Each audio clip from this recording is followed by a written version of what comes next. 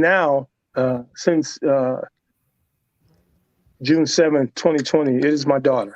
It is my daughter, Sweets, who passed away on that date. And the inspiration is simply, she was born without a valve for her heart. And so she had to have various operations throughout her life. She had a shunt. And so as she grew, the shunt became ineffective. So she had to have it replaced each time. And this particular time, and bear with me, if I get a little emotional, bear with me, y'all. Take your time. Sweets went into the procedure. I've never seen anybody so courageous. We're in the Zoom meeting with the specialist. And she asked him, she said, hey, listen, if I die, will I be hurting? Will I feel anything? Or will I be comfortable? And he let her know, no, you'd be fine. You'd be comfortable. She said, okay. And I texted her right after. I said, hey, Sweets, why did you ask that? She says, Dad, you taught me this. You got to ask the hard questions. And it's my life. And so she went into this procedure that she made it seem like it was something simple. Come to find out it wasn't. It was very high risk because her heart and its function had deteriorated. So, but in this time, I just want to, and I'm not going to roast y'all. I'm not going to give you, I want to give you the inspirational part of this. This young woman, this amazing young woman, excuse me. Take your time. I'm with y'all. I'm getting it, y'all. Thank you for being patient with me. Her mother had suffered a stroke a few months before that, and Sweets helped nurse her back to health. Now, this young woman couldn't walk a block without really breathing hard, but she had enough in her to nurse her mother back from a stroke. She had enough for her to she still went to animal shelters and gave her time. You know what I mean? And so I say to myself, as hurtful as it was, I realized that the Lord didn't take my daughter from me. The Lord took the pain away from my daughter. No more doctor visits, no more operations, no more any of that, no more fatigue, no more any of it. And she's in a much, much better place. That's right. And so with that, I take that and I say, that's the win for my wings. You know what I mean? That's the push that I get up with every day and I go to bed with every night. That's why I'm relentless. That's why I may not get a part and I may not because I don't like not getting parts, but I realize there's another part, bigger part, more better paying part waiting for me. There's another day as I'm able to get up every day and breathe life. I'm like, okay, thank you, Lord. Every day I wake up, thank you, Lord. I say, okay, Sweets, I'm going to get them. I go to the gym relentlessly. Sweets, I'm punching in, because that's my guardian angel now. That's what I believe. So that is that. In long story short, I'm long-winded, y'all. I'm loquacious, so I'll talk to you. I'll talk to you. But that's my inspiration. Wow.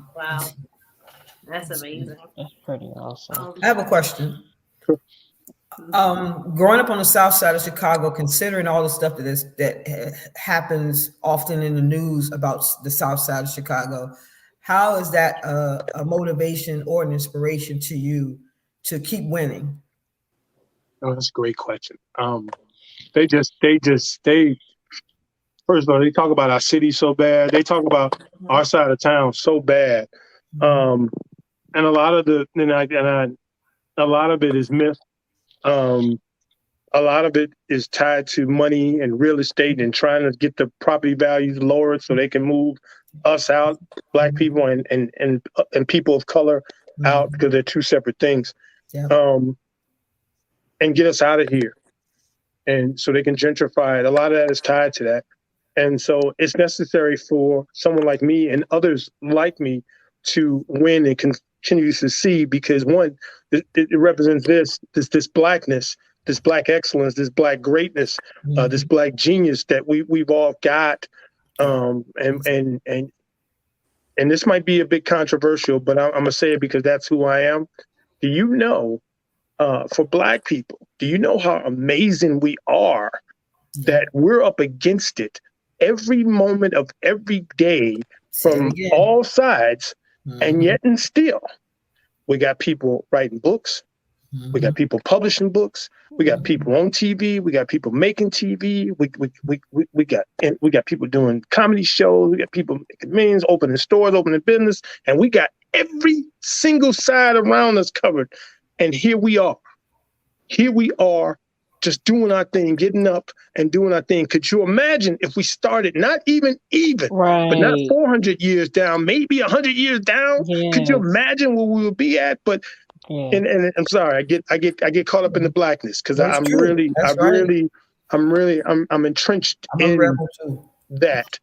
But it's important because there's some boy when I was started out as an author, and I would go to schools and I would talk about bullying because I had experienced that, and I talk about anti-bullying and things of that nature.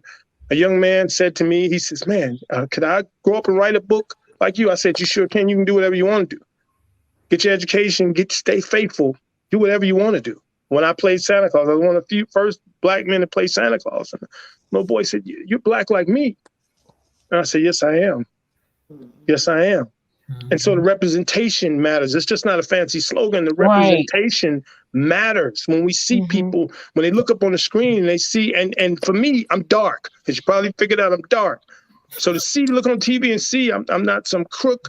I'm not anything bad. I'm somebody's father on a TV show. Like, hey, oh, I can do that. Wow, he looks like me. He's dark like me. He's black like me, and all of it's relative. So it's definitely important to keep winning, and keep shining, and keep showing out. It's definitely important. Representation matters. Freelancer Shaman said, "Great show as always." Hey, thanks for tuning in. I want to ask a question. So what you just said was absolutely correct. I always talk to my children about being able to break a cycle of poverty that came down through the generations of our family, and being able to have children born into our family that know that they can do anything they want, Right. and they don't have to just be like so distressed about it or whatever. But I wanted to ask you, what advice would you give to people who are trying to get into the acting industry, or even just to become an author? What advice do you have?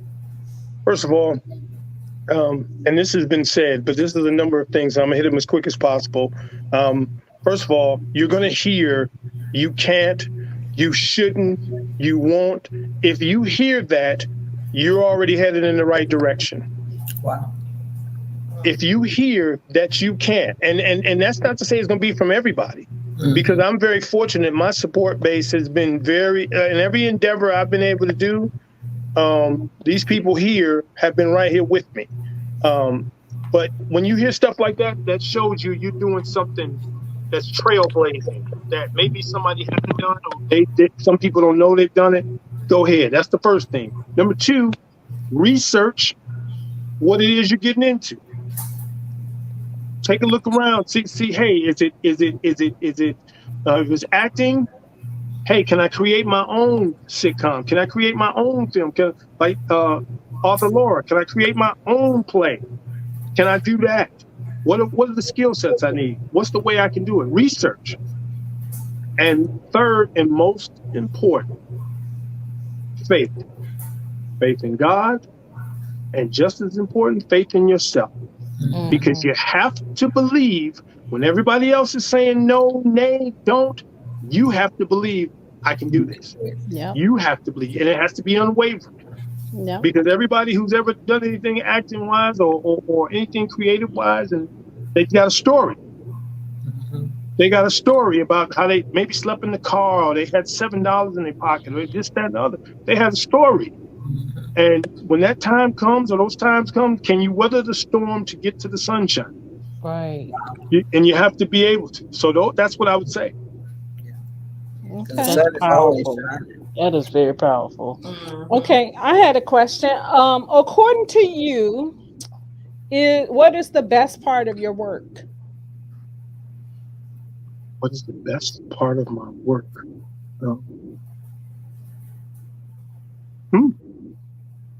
Darn, that's pretty good. Just being in it. You know, just this entire thing